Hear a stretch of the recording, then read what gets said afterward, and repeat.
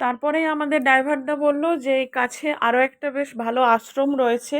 এই আশ্রম হলো মহর্ষি বা ঋষি সন্দীপন মুনির আশ্রম। ইনি হলেন আমাদের ভগবান শ্রীকৃষ্ণ এবং বলরাম আর ওনাদের ছোটবেলার সখা যে সুদামা রয়েছে, ওনাদের যে শিশুকালের পড়াশুনো বা গুরু শিক্ষা যেখান থেকে পেয়েছে, এই হলো সেই আশ্রম।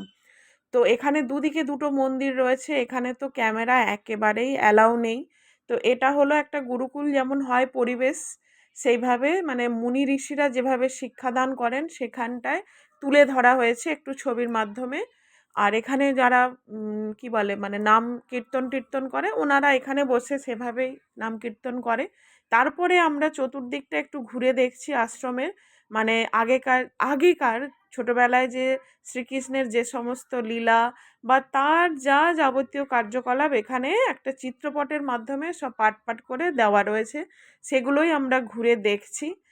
আর বেশ সুন্দর, খুবই মনোরম একটা পরিবেশ। আর পুরো বাঁশ দরমা আর যাকে বলে সেই মাটি এইসব দিয়ে ওপরে যে কাজ টাজগুলো বা ঘরটা সেভাবে সাজানো, নারকেল দড়ি টড়ি, বেশ সুন্দর পরিবেশটা। অনেক তো ঘোরাফেরা হলো, এবার তো পেট পুজো করতে হবে। তো আমাদের যে ড্রাইভারদা ছিল, উনি আমাদেরকে এই একটা খাওয়ার ধাবা টাইপের কিছু একটা মানে এখানে এনেছে। আমি তো চতুর্দিকে সবাইয়ের থালা শুধু ঘুরে ঘুরে দেখছি, সবাই খাচ্ছে, বহু মানুষ বসেছে, সবাই খাচ্ছে, আর আমি শুধু আমার থালা দেখছি আর কি খাবো খুঁজে পাচ্ছি না। এই সারাদিনের পর এক মুঠো ভাত আলু সেদ্ধ হলে যেন আত্মার তৃপ্তি পেতাম।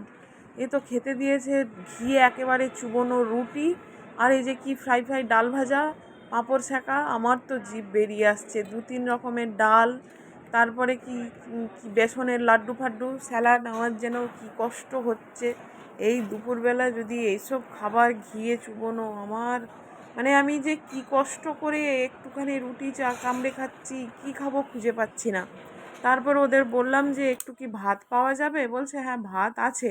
এবার উনি বলে তুমি যে ভাত নিলে ভাতটা খাবে কি দিয়ে? সেই তো একে দিয়েই খেতে হবে, তুমি তো আর কিছু পাবে না। এবার উনি তো যা হোক কষ্ট করে একটা রুটি খেলো, কিন্তু আমার যে ওই একটা রুটিই যেন চলছে না, কি কষ্ট হচ্ছে। সে যাই হোক হাত নেড়ে নেড়ে একটুখানি খেয়ে উঠতে বাধ্য হলাম।